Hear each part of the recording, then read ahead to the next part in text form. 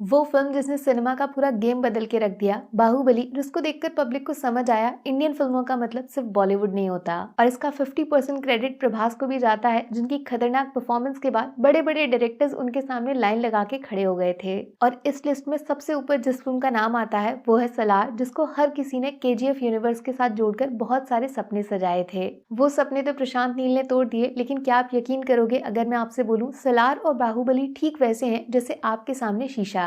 जी हाँ, पूरे 6 साल बाद प्रभास फिर से वही काम रिपीट करने जा रहे हैं जिसने उनको इंडिया का सबसे बड़ा नंबर 1 स्टार बना दिया था। कल माने यस्टरडे शाम को सलार का फर्स्ट सिंगल गाना रिलीज हुआ, जिसको सुनने के बाद बहुत सारी चीजें रियलाइज की मैंने जो शायद बाकी लोग समझ नहीं पा रहे हैं। गाने का थीम एकदम इमोशनल टाइप का है। दो दोस्तों के बीच बहुत गहरे रिश्ते को डिफाइन किया गया है इस गाने के लिरिक्स में। एक अच्छा फील गुड टाइप का सॉन्ग है जिसका मार धाड़, खून खराबा और वायलेंस वगैरह से दूर दूर तक कोई लेना देना नहीं है। काफी लोग शायद डिसअपॉइंट भी हुए होंगे इस गाने को सुनकर, क्योंकि उनको चाहिए था कुछ एक्शन टाइप का गाना, जैसे एनिमल का वो जमल कुदू।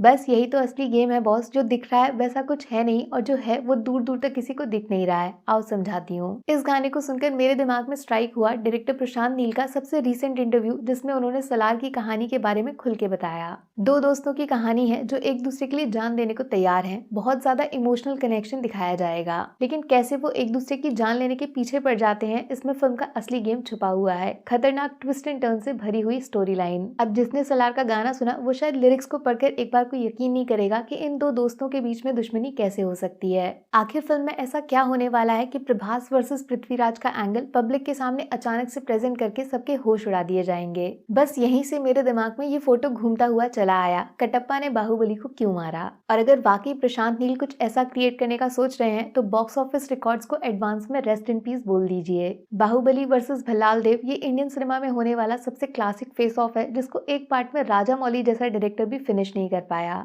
2 पार्ट्स लग गए थे इस दुश्मनी को उसके अंजाम तक पहुंचाने में, लेकिन अच्छे से याद होगा इसकी शुरुआत भी दोस्ती से हुई थी। वहां भी कुर्सी का खेल था और सलार में भी सेम कुर्सी का गेम चल रहा है। ट्रेलर में साफ दिखाया था पृथ्वीराज को राजा बनाना इकलौता मकसद है। लेकिन जैसे आज वाला गाना सुन के आप देवा के लिए इमोशनल फील कर रहे हो, क्या पता फिल्म में पब्लिक भी देवा की फैन बन जाए और कुर्सी पर बैठने के लिए वो सबका फेवरेट बन जाए, जिससे दोस्त पृथ्वीराज को जलन हो जाए। और जब से ये वाली थ्योरी सामने आई है कि सलार में प्रभास का सिंगल नहीं डबल रोल होने वाला है, बाप बेटे का सीक्रेट एंगल डाला जाएगा, तो कहीं ना कहीं मुझे ऐसा फील होता है कि सलार का कटप्पा शायद पृथ्वीराज होने वाले हैं, जो अपने बेस्ट फ्रेंड देवा को धोखा दे सकते हैं कुर्सी के लिए। बस यहीं से सलार पार्ट 2 की कहानी शुरू हो सकती है, जिसमें बेटा बाप का नहीं बल्कि ठीक उल्टा बाप बेटे का बदला लेने इस कहानी में एंट्री मार सकता है। और जितना मैंने प्रशांत नील का सिनेमा देखा है, मैं आपको एक चीज की गारंटी दे सकती हूँ, वो सलार पार्ट 1 का क्लाइमेक्स सीन बाहुबली पार्ट 1 से भी बड़ा बना के प्रेजेंट करने की कोशिश करेंगे, जिससे पार्ट 2 का इंतजार वहीं से शुरू हो जाएगा।